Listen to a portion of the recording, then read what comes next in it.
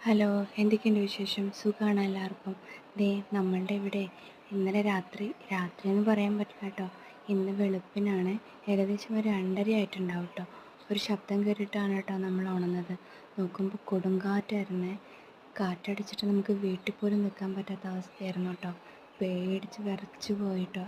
എന്താ സംഭവിക്കണമെന്നൊന്നും നമുക്ക് പറയാൻ പറ്റാത്തൊരവസ്ഥ. അത്ര പേടിച്ച് പോയി. ഇത് രാവിലെ നോക്കിയപ്പോൾ കണ്ട കാഴ്ചകളാണ് കേട്ടോ ഇതൊക്കെ.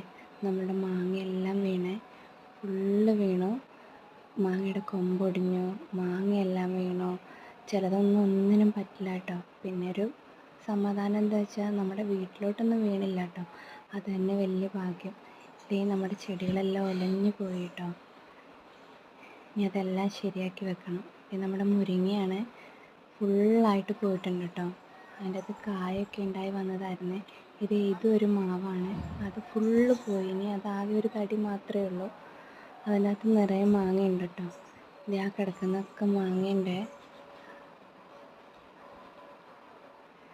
ഇപ്രാവശ്യം പൂക്കാത്ത മാവ് വരെ പൂത്തിട്ടുണ്ട് കേട്ടോ. ലാസ്റ്റ് ഈ അവസ്ഥയായ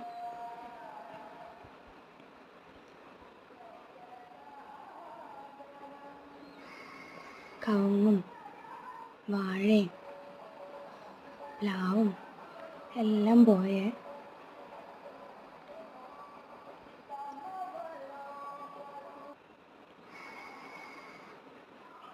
ഇങ്ങനെ കിടക്കുന്ന കാണുമ്പോൾ ഒരു വിഷമമാണല്ലേ.